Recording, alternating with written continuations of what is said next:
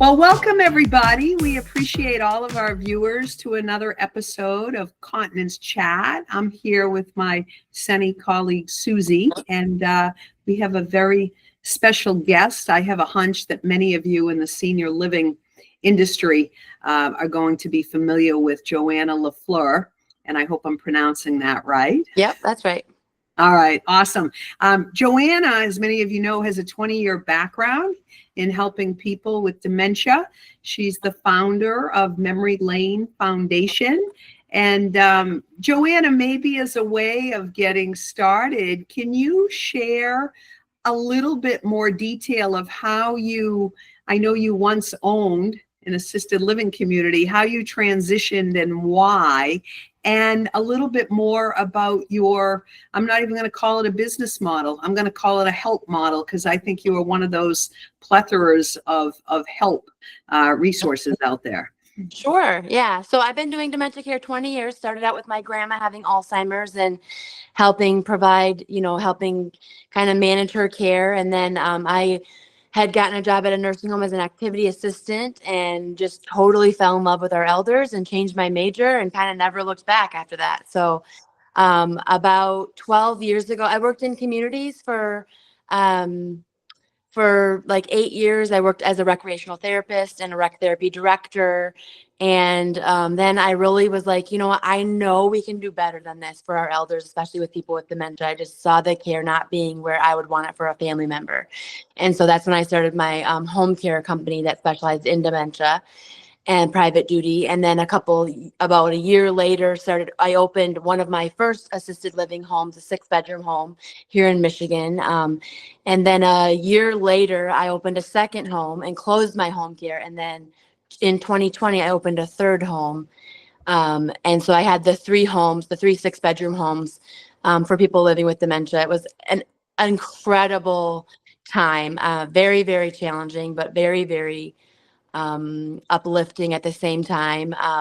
We had a 1 to 3 staffing ratio. We had activities all throughout the day, outings once a week, home cooked meals, lots of fresh vegetables. And the people at our homes really felt at home there. They really felt like it was their home, not like it was like a community or something that they were in, but that they would actually tell their family members when they were in the hospital or they were out, they'd say, I want to go home. And they meant Memory Lane. So that's pretty cool.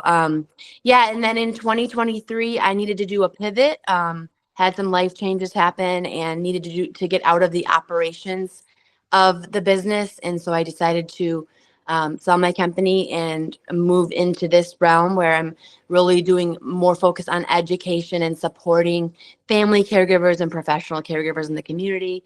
And I started doing these videos where I started just talking from my heart about my knowledge, about experiences I've had and stories I've had. And within a couple months, one of my videos hit 1 million views. And it was my video that was on Alzheimer's stages 1, 2, and 3. And it just made me realize that the need is even greater than I thought it was for education for families. And now I've been doing it for a couple of years and I have like 250,000 followers, and it's pretty crazy. And I am speaking at communities, educating caregivers and supporting family caregivers at home as well. Wow, that's incredible. Do you know, you and I'm going to go back in time. I think we met at James Lee's think tank probably 3 years ago. Yep. And one of the things that stuck with me that you shared when we were doing introductions in that group was that you had hope that there's got to be a better way. And I think at that time you had your communities. Yeah. So it's awesome to hear that same verbiage, 3-4 years later, that just finding a better way is critical. I was perusing your website, and one of the things that you talked about too, which I'm a huge advocate of, Suzi and I were talking about this earlier, bridging the gap from diagnosis to what do we do. I think so many people can relate to that. I feel like, tell me if I'm wrong, I feel like doctors diagnose, doctors treat with meds and maybe different therapies, but then people can walk out in a fog going, okay, I know I got a pamphlet to go to part B, but how do I get from A to B or maybe A to C, and what's the B? How do you help people in that content? Well, I think first of all, I mean, sometimes people don't even understand the necessity of getting a diagnosis. And I've heard some doctors say, well, it doesn't matter if there's a diagnosis because there's no cure for dementia, which is very silly to say. And so I think first of all, it's educating families that there are different types of dementia and that your person could be misdiagnosed, because probably about 50% of the people that I've cared for in the last 20 years have been misdiagnosed with a type of dementia they didn't actually have, like the Alzheimer's type when they really had 𝗬𝗵𝗲𝗀𝗃 or something. And so I think for families, it's really about like trying to find those resources. And unfortunately, they're not where they need to be. They should be right there. They should be counseling them and giving them the resources at their fingertips. And that's something I'm trying to advocate for as I'm talking to hospitals around me, is like, when you give a diagnosis, at least give my card so that they have someone to talk to about it, right? So I think that's really important, is finding support wherever you are and those resources, and getting connected in with like small group or support groups or educational pieces. And there's a lot of people out there that's doing this really good work. Yeah. And how, Joanna, you talk a lot about grief support too, which again, I say kudos, because I think that's an often overlooked topic, because people with dementia still have the physical presence that hasn't changed. And I think that can be challenged for a loved one that's caring for them, where they see the physical body, but they've lost their person, so to speak, or so much of their person. What are a couple of tips that people who are just newly diagnosed their loved one of adapting to that grief that you would recommend? I highly recommend anyone that's a dementia caregiver or a caregiver in general have a therapist, because that's super, super important to be able to get that emotional support yourself. I think one thing people don't fully understand about being a caregiver is it's not just physically and emotionally taxing. It's taxing in every way. It's like physically taxing, emotionally. It's very heavy. And so I think that's the one thing. And I also am a big advocate for support groups as well. They even have online support groups that you can be a part of now. So I think those are two big things. And then I think communicating with your support system, whether that's a church family or an immediate family or a friend group or, Kiwanis or whatever you're a part of, communicating with them what is happening and what kind of support you need or will need before you need it would be something that would be really beneficial. Yeah. I know there's we're going to be doing a talk with the AARP Family Caregiver Group, online support group on Facebook. And what struck me, as many followers as you have, and knowing the need is out there, the same with their support group that grew to 21,000 members. Wow. In 4 years, right? I mean, it's just astonishing how much help is needed. So, yeah. Suzi, I know you've got a bunch of questions for Joanna. I'll kind of flip it to you a little bit.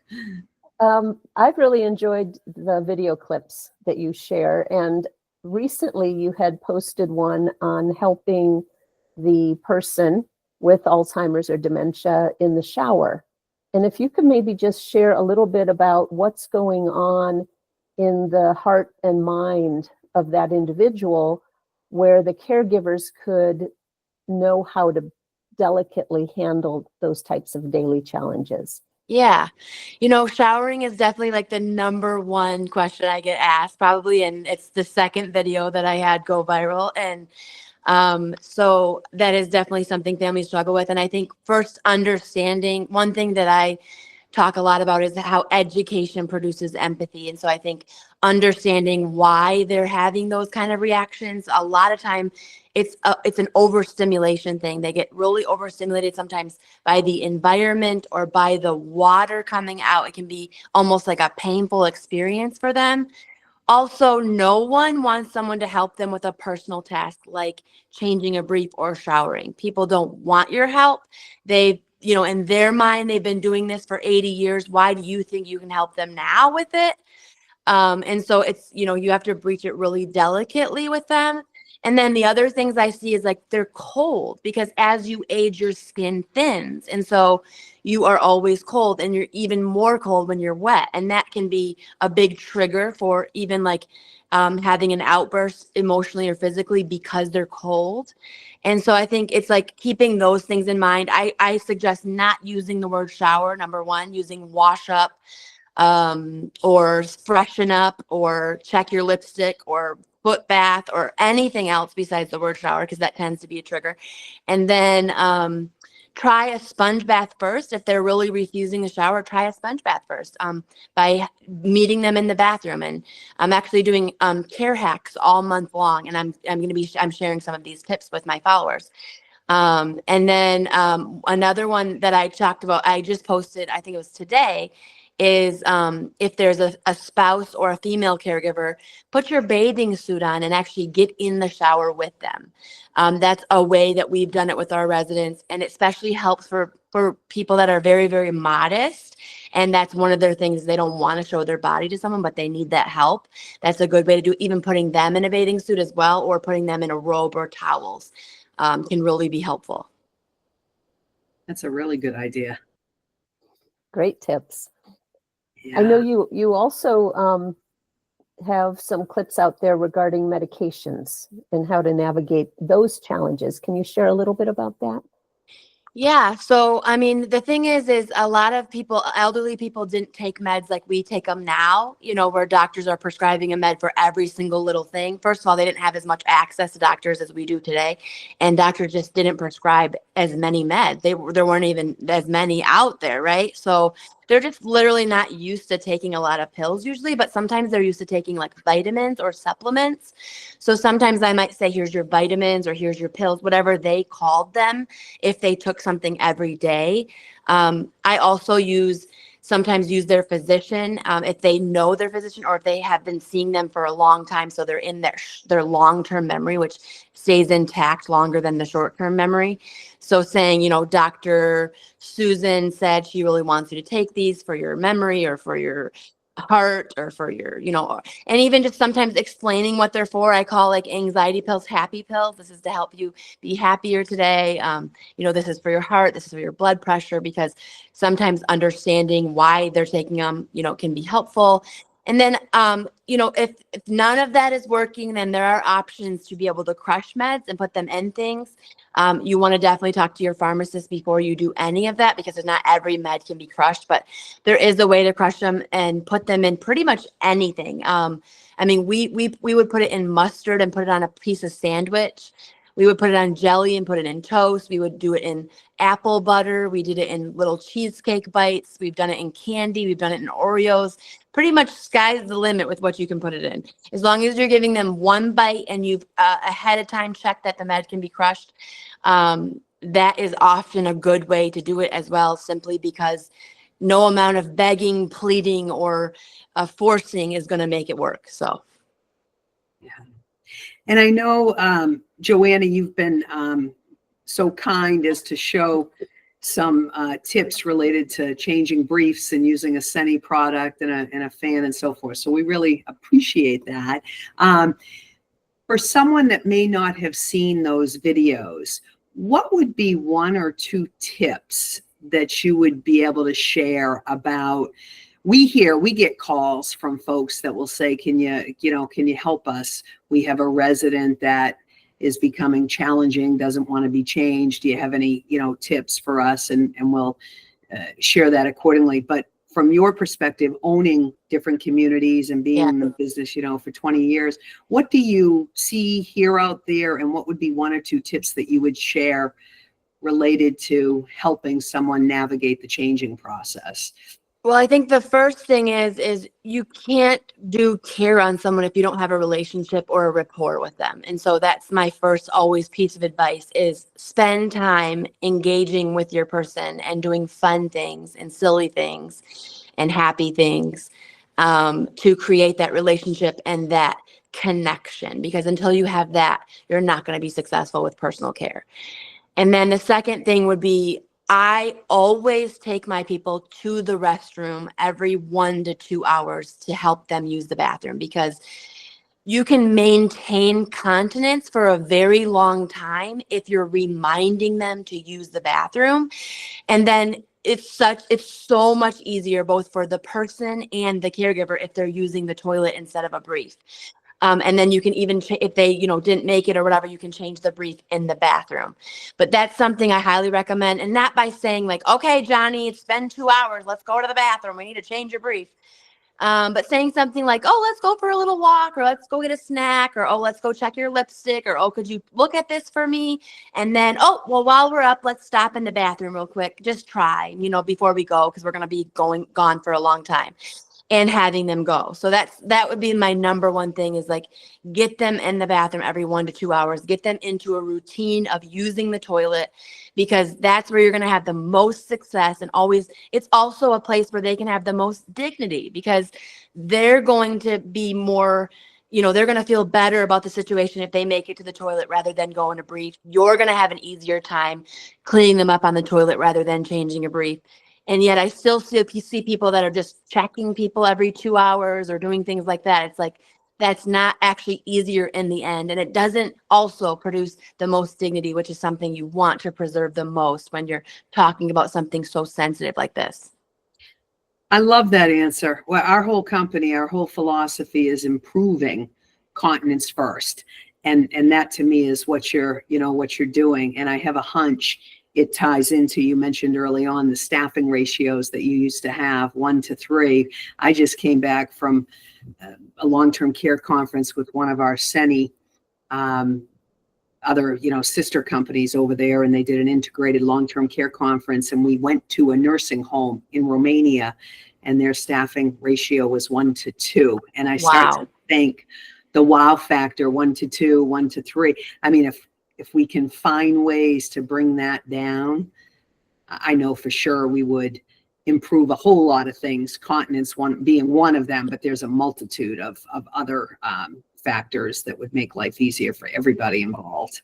Yeah, I will preach that song until my dying day, because if you don't have appropriate ratios in your community with your people, your caregivers, even the best caregivers will fail because they don't have the time to be able to put in. And you need time for people with dementia. You need to give time. Yeah, agree. I agree with you. Yeah. What are some words of comfort, Joanna, that you could give to families whose loved one is either displaying a lot of anger or maybe not remembering who they are? Well, one thing I always like to say to every family is that there is life after a dementia diagnosis. There is joy, there is peace, there is connection, there is moments of happiness. And it doesn't end with the diagnosis, first of all. And then another thing would be, so people with dementia struggle with verbalizing what's happening with them, and they are experiencing an immense amount of grief themselves, and yet they have a difficult time communicating that to us. And so sometimes that comes out in anger or in sadness or in frustration. I would say one of the number one reasons why people do have those like negative behaviors is a lot of times from our approach, and learning not to force or argue with our person, but try to make it their idea. And that kind of stuff can be really helpful. But I think look for those moments of connection. Use things like music and a sense and funny things like funny videos or jokes. Use those for moments of connection and see the light kind of flicker in their eyes again.